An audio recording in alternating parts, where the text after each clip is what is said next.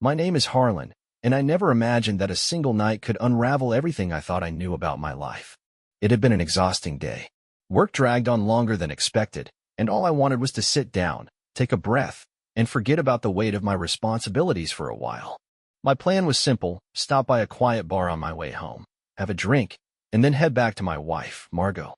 We had been married for almost 10 years, and despite the usual ups and downs, I believed we were solid. But fate had other plans. The moment I stepped inside the dimly lit bar, I felt a strange sense of unease. It wasn't the atmosphere, nothing was out of the ordinary. People laughed, glasses clinked, music played softly in the background. But something was off. And then I saw her. Margo. She was sitting in a booth toward the back, her golden hair falling over her shoulders, her smile wide and radiant. At first, I felt a flicker of warmth. Maybe she was waiting for me, surprising me with a night out together. But then my stomach dropped. She wasn't alone. A man sat across from her, leaning in close, his hand resting over hers in a way that sent a jolt of cold realization through my body. He wasn't a friend. He wasn't just someone she knew. He was someone she was with. My heart pounded so loudly I could hear it in my ears. I stood frozen, watching as she laughed, her eyes sparkling in a way I hadn't seen in years. Not since we first fell in love. I wanted to look away, to convince myself that I was mistaken. That there was an explanation, some logical reason why my wife was sitting with another man, touching him, giving him a look she used to save for me. But there was no excuse for what I saw next. The man reached up, tucking a strand of her hair behind her ear, and she didn't pull away. Instead, she leaned into his touch, her lips parting just slightly, the way she used to when she wanted to be kissed. My fingers curled into a fist at my side, not in anger, but in shock. I felt like the floor beneath me had crumbled, like I was free-falling into an abyss I hadn't even known existed. I could have turned around, walked out, pretended I never saw any of it. But instead, I moved forward, every step feeling heavier than the last, until I stood right beside their table. Margo turned her head slowly, her face still glowing from whatever charming thing he had just said to her. But the moment her eyes met mine, that glow vanished. Her smile dropped. Color drained from her face. "Harlen," she breathed, her voice barely audible over the hum of the bar. I didn't say a word. I didn't need to. Reaching up, I slid my wedding ring off my finger, feeling the cool metal one last time before clenching it tightly in my palm. I stared at her for a moment, letting the silence stretch between us, heavy with all the unspoken words, the broken promises, the betrayal that I never saw coming. Then, with a slow, deliberate motion, I extended my hand and placed the ring on the table between them. She flinched as if I had slapped her, and the man across from her shifted uncomfortably, suddenly aware of the situation he had walked into. But I didn't give them a chance to explain. Without another word, I turned and walked away, stepping out of that bar and into the night, leaving behind the life I thought I had. And yet, as I breathed in the cold air, my mind screamed with one unshakable question: how did we get here? That night, I didn't just lose my wife. I lost the version of myself that believed in us. I don't remember walking to my car. I don't remember starting the engine. What I do remember is gripping the steering wheel so tightly that my knuckles turned white, my wedding ring gone, a hollow space left in its place. The streets blurred past me as I drove, though I wasn't sure where I was going. Home? No, I couldn't go there. Not yet. That house, our house, was no longer a place of comfort. The moment I stepped inside, I'd be surrounded by ghosts of laughter, shared meals, late-night whispers. Everything we built together. Everything I thought was real. I pulled into an empty parking lot, my breathing uneven, my chest tight. The weight of it all pressed down on me like an avalanche. I replayed the scene over and over, the way she laughed, the way she touched him, the way her face drained of all color when she saw me. Was she surprised because she was caught? Or was she terrified because she had already decided to leave me?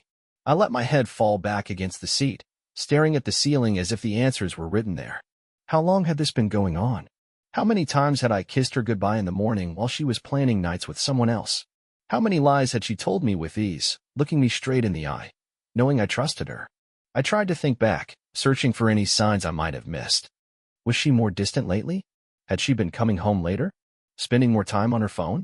The sickest part was that nothing about our life had seemed different. If I hadn't walked into that bar tonight, I never would have known. And that thought nearly broke me. My phone buzzed in the passenger seat. I didn't want to look at it, but I already knew who it was. Margo. For a moment, I considered ignoring it, letting her sit with the weight of what she had done. just like I was. But my hands moved on their own, picking up the phone, my thumb hovering over the screen. Her message was short. Harlen, please. Just come home. Let's talk. Talk? I nearly laughed. What was there to say? That she was sorry? That it wasn't what it looked like? That she still loved me? I wasn't sure which would be worse, hearing her deny it, or hearing her admit the truth. My heart hammered as I stared at the message. Every second that passed felt like another nail in the coffin of our marriage.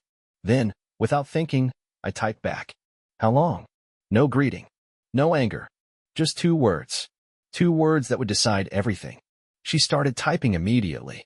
3 dots flickered on the screen, and I held my breath, waiting. Seconds stretched into eternity. Then the dots disappeared. No reply. I exhaled sharply, my hands tightening around the phone. She didn't want to say it. She didn't want to admit the truth. Coward. I slammed the phone down on the dashboard, the loud thud echoing through the silence of my car. For the first time since walking into that bar, something inside me shifted. I wasn't just heartbroken. I was angry.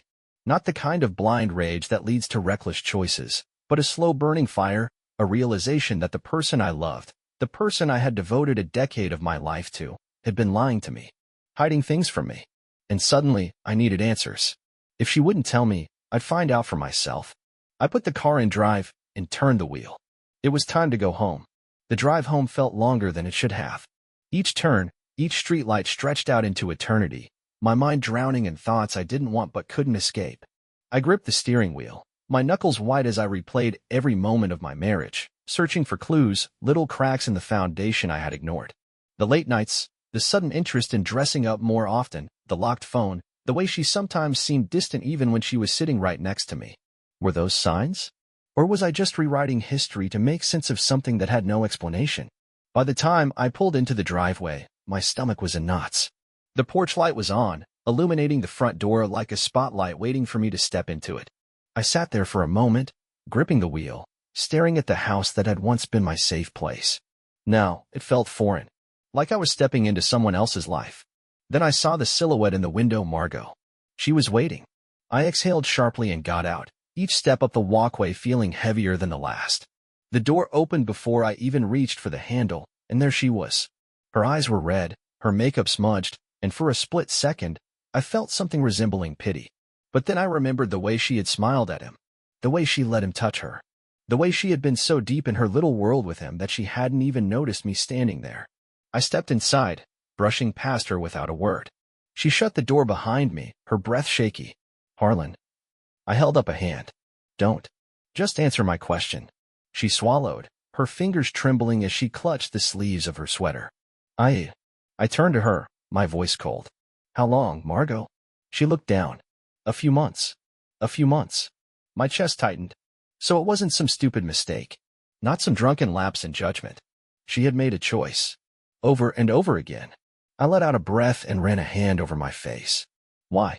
She flinched, as if the question physically hurt. I don't know. I let out a bitter laugh. You don't know.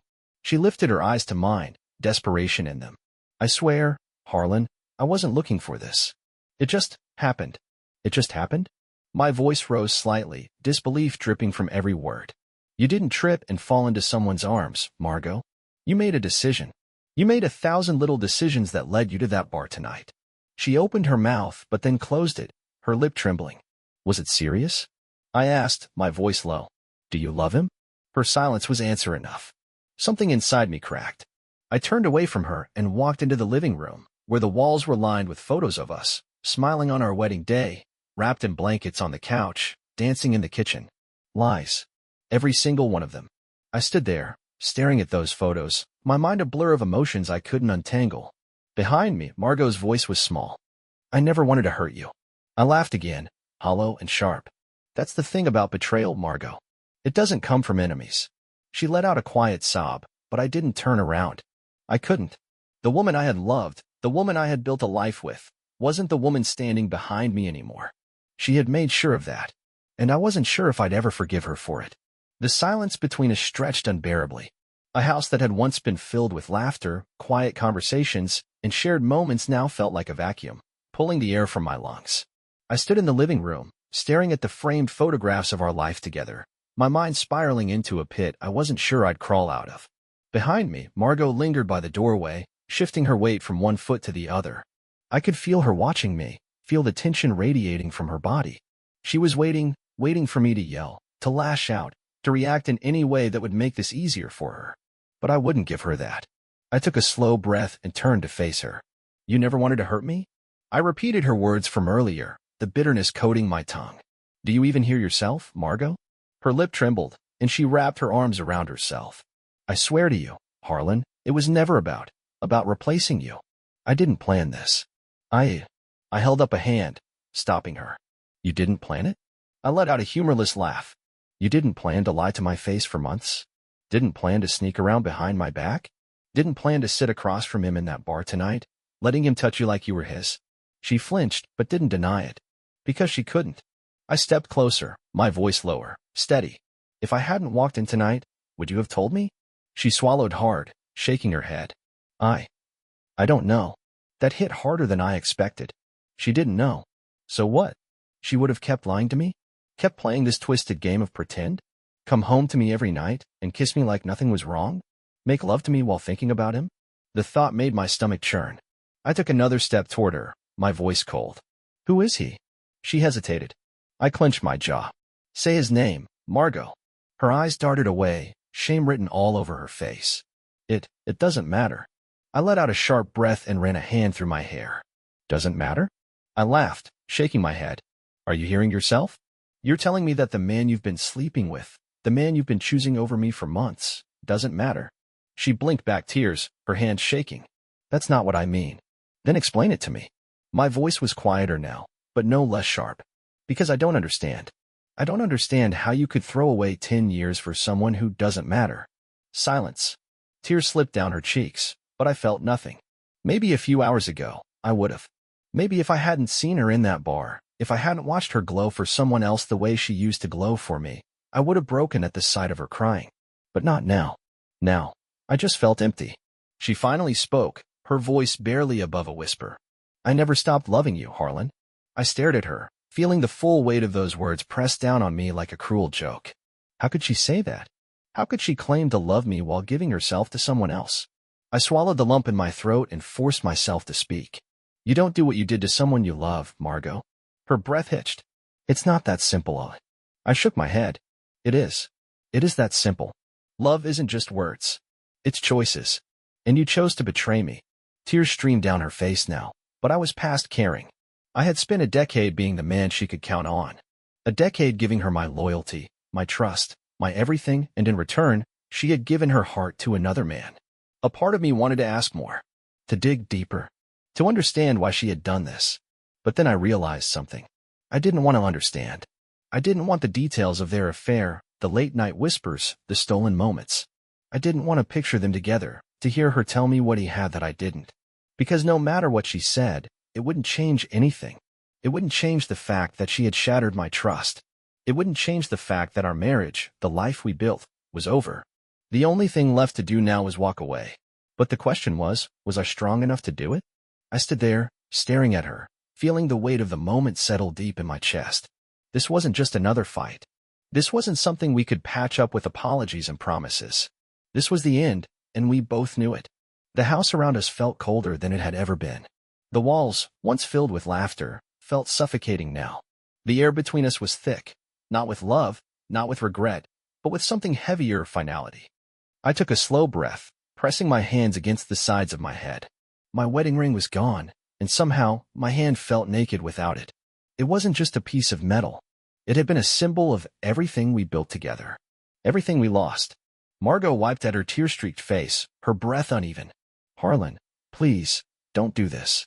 I laughed under my breath, shaking my head. Do what, Margo? Accept the truth. Her lip trembled. I don't want to lose you. I stared at her, at the way she looked at me with those same eyes I had fallen in love with all those years ago. And for a brief second, I almost believed her. But then the image of her sitting in that bar flashed through my mind. The way she had glowed for him. The way she had let him touch her. The way she had forgotten I even existed in that moment. I took a slow step back. I already lost you, Margo, I said quietly. The moment you chose him, you chose to leave me. She shook her head, her hands reaching out as if she could pull me back into the illusion we once had. I swear I didn't mean to hurt you. I held up a hand, cutting her off. Stop. My voice was hoarse, but firm. Just stop. She froze, her chest rising and falling in ragged breaths. For the first time since this nightmare started, I felt clear-headed. I knew what I had to do. I turned away from her and walked toward our bedroom, the place that had once been ours, the place where we had whispered secrets, made love, and built our future. The place she had betrayed. The room felt smaller now, like the walls were closing in. I moved toward the closet, grabbing a duffel bag and throwing it onto the bed. The zipper sounded deafening in the quiet house. I didn't pack neatly. I didn't fold things. I just grabbed what I could: shirts, jeans, socks, anything I could get my hands on. I didn't care what I took. I just knew I had to leave. Footsteps approached from behind me. Harlen, what are you doing? I didn't answer. She stepped closer. Please, don't do this. I zipped up the bag and finally turned to look at her. I don't have a choice, Margo. My voice was hollow, empty. You made it for me. She let out a small, broken sob. I'll end it. I swear. I'll tell him it's over. I'll do anything, just please, don't walk away from us. Something inside me cracked. Not because I believed her, but because she still thought she could fix this. She still thought that after months of lies, of sneaking around, of choosing him over me, I could just forget it. That I could erase what I saw. That I could ever trust her again. I let out a slow breath and met her gaze. There is no us, Margo. Her face crumbled, and for a brief second, I saw real pain in her eyes. Maybe she did regret it. Maybe she did wish she could take it all back. But regret didn't erase betrayal. She had made her choice. And now, I was making mine. I slung the duffel bag over my shoulder and walked past her. Where will you go? She whispered, her voice barely audible. I paused at the doorway, but I didn't look back. I don't know, I admitted. But anywhere is better than here. And with that, I walked out. Out of the bedroom. Out of the house. Out of the life I had once thought was mine. The door closed behind me with a soft click, the sound of an ending. But as I stood outside, breathing in the cold night air, I realized something. This wasn't just an ending. This was a beginning. And for the first time in a long time, I was free. The moment the door shut behind me, the weight of everything I had just done settled deep into my chest. It wasn't just a house I walked out of, it was a life. A decade of memories, of laughter, of whispered, I love yous in the dark. And yet, standing here in the cold night air, gripping my duffel bag like it was the only thing tethering me to reality, I didn't regret it. I felt numb. The street was quiet.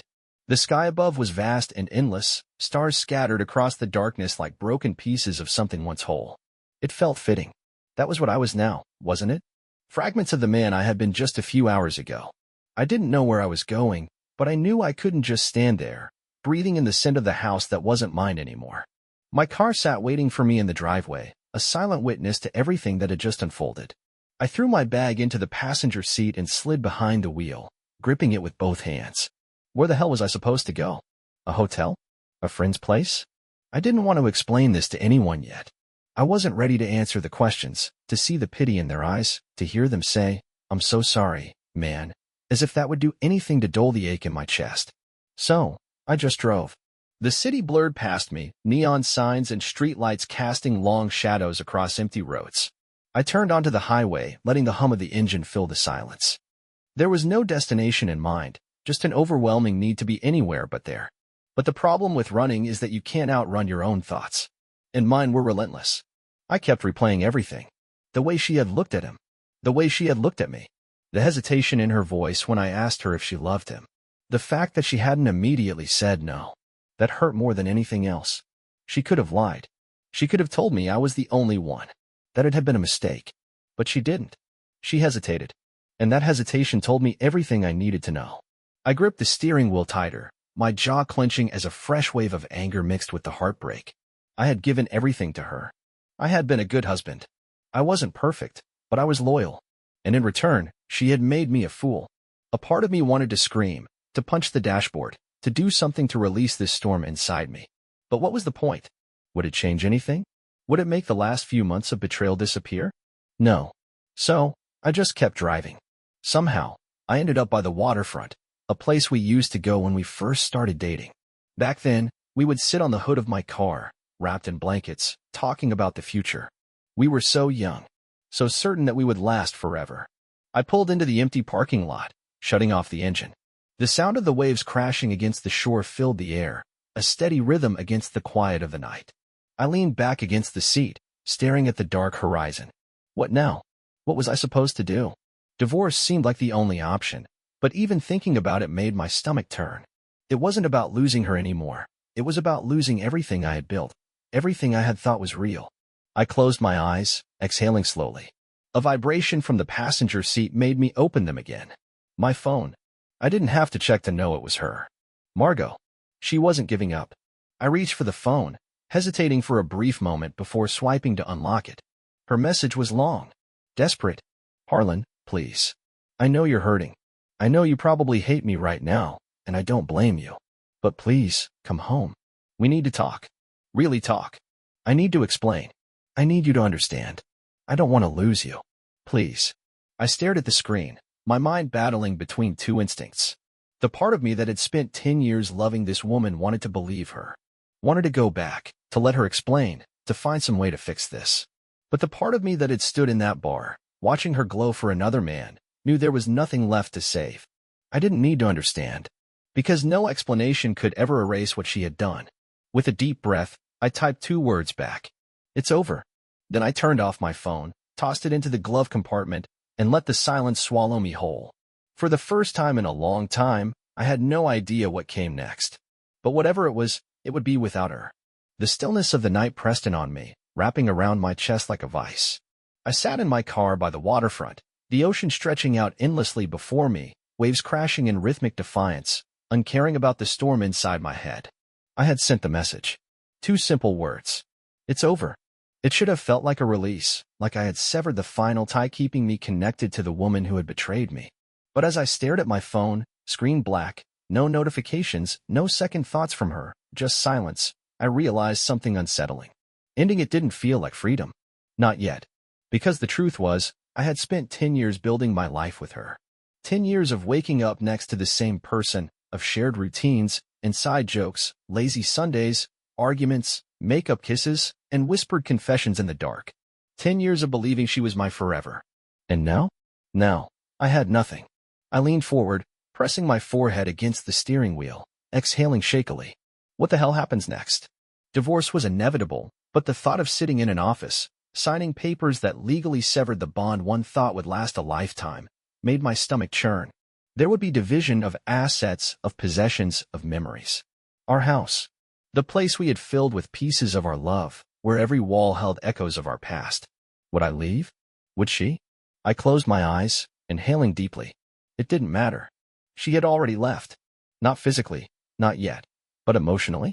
She had checked out the moment she let someone else into the space that was supposed to be ours alone. The truth was a slow burn, seeping into my bones, heavy and cold. I couldn't sit here forever.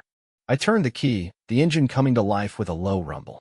The roads were empty as I drove, the city lights flickering past like ghosts of a world that had moved on without me. I didn't know where I was going. Maybe I didn't need to know. Maybe I just needed to move. But as much as I wanted to run, I couldn't avoid the inevitable. I had to go home. I had to face her one last time. The house loomed ahead as I pulled into the driveway. For the first time, it didn't feel like home, just a structure, bricks and walls containing a history that no longer belonged to me. The porch light was still on, casting a dim glow over the front steps. She was waiting. I sat in the car for a moment, gripping the steering wheel, preparing myself for whatever lay inside. Would she be crying? Would she be angry? Would she try to manipulate me into staying, into listening? It didn't matter. I had made my decision. With a deep breath, I stepped out of the car, the night air cool against my skin. I walked to the front door, hesitating for only a second before turning the knob. The living room light was on.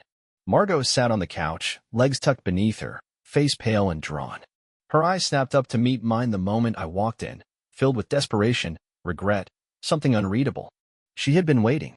I shut the door behind me, letting the silence stretch. Finally, she spoke. You came back. I nodded slowly, but there was no relief in her expression. She could sense it. The finality. I sent you a message, she continued, voice uncertain. I wasn't sure if you'd respond. I exhaled. I did. Her breath caught. She knew what it had said, but hearing it out loud would make it real. She swallowed hard. Harlen, please, don't do this. I clenched my jaw, anger simmering just beneath the surface. She doesn't get to beg now. You don't get to ask me for that, Margo. My voice was calm, but there was an edge to it. You already made your choice. She shook her head, standing up, moving toward me. It wasn't like that. I never meant. Don't. I cut her off sharply. Don't stand there and tell me you didn't mean for this to happen. You didn't accidentally betray me. You didn't accidentally fall into another man's arms. Tears welled up in her eyes, but I didn't stop. You made a choice. Every text, every lie, every time you went to see him, you made a choice. And you didn't just betray me, Margo. You killed us. A sob escaped her lips. I didn't want to lose you. I let out a bitter laugh. But you didn't want to stop either, did you? She fell silent. And that was my answer. She had loved the thrill, the excitement, the attention.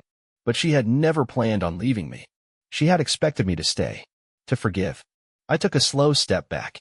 I'll be gone by tomorrow. Her face twisted in panic. No. Harlen, wait. I shook my head. This isn't a discussion. She covered her mouth, muffling a broken sob. Please, can we just talk? Please. Just tell me what you need. I exhaled, watching her carefully. And then, with a clarity I hadn't felt all night, I spoke. I needed you to love me the way I loved you. Her breath hitched. I needed to be enough for you, I continued, voice steady. I needed you to respect me, to fight for us, to value what we had. But you didn't. And now, it's too late. Her hands dropped to her sides, shaking. So that's it. I nodded. That's it. A tear rolled down her cheek. I don't know how to live without you. I stared at her for a long moment. You should have thought about that before you threw me away. And with that, I turned and walked down the hallway, our hallway, for the last time. Because this wasn't my home anymore. And she wasn't my wife. Not in the ways that mattered. I walked out of that house and never looked back. For the first time in 10 years, I wasn't thinking about her. I wasn't thinking about what I had lost, what had been broken, or the questions that had haunted me since the moment I saw her in that bar. I was thinking about me. The sun was rising by the time I pulled into a small motel parking lot on the outskirts of town. The sky was painted in streaks of orange and pink, the kind of beauty that felt almost cruel given everything I had just been through. But for some reason, as I sat there in my car, staring at the endless horizon, I felt something I hadn't expected to feel. Relief. The past few hours had been a storm, rage, heartbreak, betrayal. But now there was nothing but quiet. The silence wasn't suffocating anymore. It was peaceful. I checked into a small room, threw my duffel bag onto the bed, and collapsed onto the mattress. I should have been exhausted, but my mind was still racing. Not with anger, not with sadness, but with the simple fact that for the first time in a long time, my future was mine again. And the more I thought about it, the more I realized something important. I hadn't lost anything. Margo had lost me. I had spent a decade being the man who gave everything. The man who was loyal, loving, and devoted. And instead of valuing that, she had taken it for granted. She had thrown away something real for something temporary. And I wouldn't let her mistake define the rest of my life. I pulled out my phone, scrolling through my contacts until I landed on a name I hadn't thought about in a while, Elias. My old college roommate. The guy who had once told me, "Man, if you ever need an escape, come crash on my couch." I hesitated for only a second before hitting the call button. It rang twice before he picked up. Harlen? Damn, man, it's been a minute. I smiled slightly. Yeah, it has. You good? He asked, and I could hear the concern in his voice. I exhaled. Not really, but I think I'm getting there. A pause. Then, you need a place to crash? Would you believe me if I said I was already in my car, halfway there? He chuckled. I would. Get over here, man. I'll have a beer waiting. I hung up, staring at my phone for a moment before tossing it onto the bed. This was it. I wasn't going to wallow in what had happened. I wasn't going to waste another second mourning someone who had already let me go long before I found out. I was starting over. I grabbed my bag, took one last look at the motel room, and stepped outside. The air was crisp, fresh, new. A new morning. A new life. And this time, it would be mine alone.